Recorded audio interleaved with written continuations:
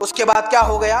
حضرت زکریا دعا کرے تو دیکھیے پھر کیسا ہوا، دیکھیے فنادتہ الملائکہ، پھر فرشتوں نے جواب دیا۔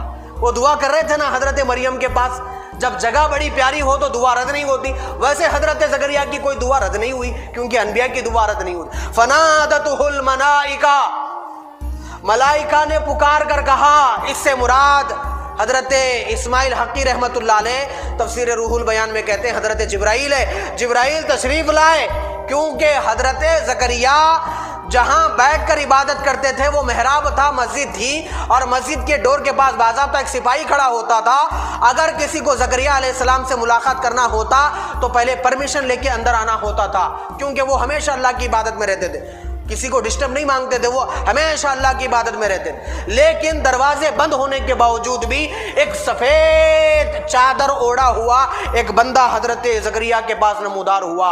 علماء لکھتے ہیں وہ حضرت جبرائیل علیہ السلام تھے۔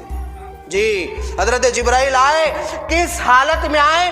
جب جبرائیل بیٹے کی خوشخبری سنانے حضرت زکریا کے پاس آئے تو دیکھو زکریا کیا کر رہے تھے، وَهُوَ قَائِمٌ يُصَلِّي فِي الْمِحْرَابِ، جس وقت زکریا نماز میں کھڑے ہوئے اللہ کی عبادت کر رہے تھے، عین اسی وقت حضرت جبرائیل تشریف لائے۔ دو باتیں امپورٹنٹ ہیں یہاں پر غور کرنے کی۔ وہ دعا کہاں کرے تھے؟ مریم کی جگہ کے پاس۔ تو قبولیت کا جو مقام ہوا، قبولیت کی جو گھڑی آئی، جبرائیل جب آئے وہ کس حالت میں تھے؟ ارے بولو جی۔ ہاں، دعائیں اس وقت قبول ہوتی ہے جب رب کے حضور کھڑے ہوتے ہیں۔ ایک بات یاد رکھیے، دعا مانگے، ایک بار مانگ کے ختم ہو گئی، بات ختم ہو گئی، تو ایسا نہیں ہوتا میرے بھائی۔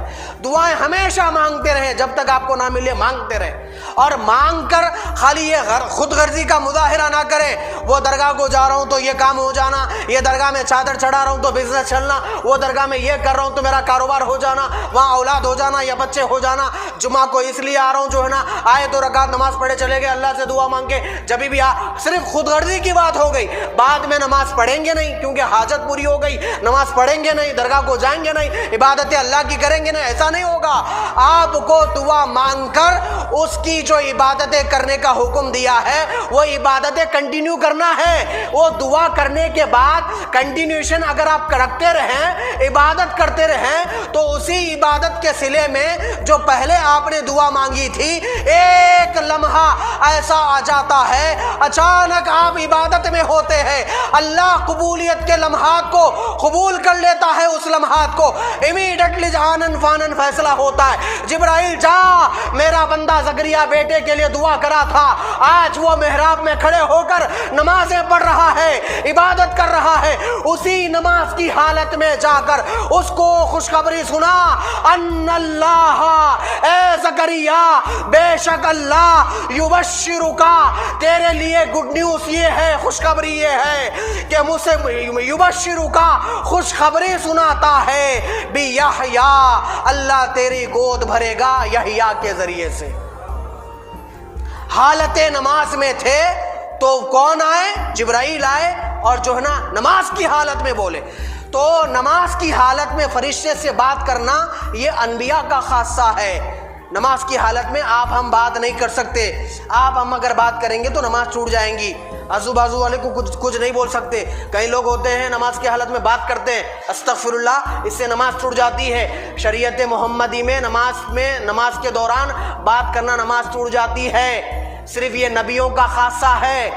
حضور فرماتے ہیں کہ ایک صحابی نماز پڑھ رہے تھے، حضور نے آواز دیا، وہ نہیں آئے، تو بعد میں جو ہے نا حضور نے ارشاد فرمایا، آپ میں بلایا، آپ نہیں آئے، تو وہ صحابی کہنے لگے، یا رسول اللہ میں نماز پڑھ رہا تھا۔ تو میرے آقا نے کہا، جب تمہارا نبی آواز دے تو نماز توڑ کے آ جانا، کیونکہ نبی کا آواز دینا خدا کا آواز دینا ہے، یہ نبیوں کا خاصہ ہے، یہ دوسروں کی بات نہیں ہے، نبیوں کا خاصہ۔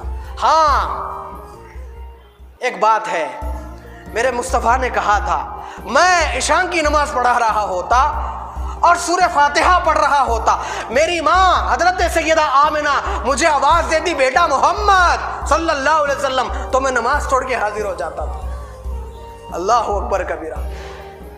اس بات سے علماء نے شرعی مسئلہ یہ نکالا ہے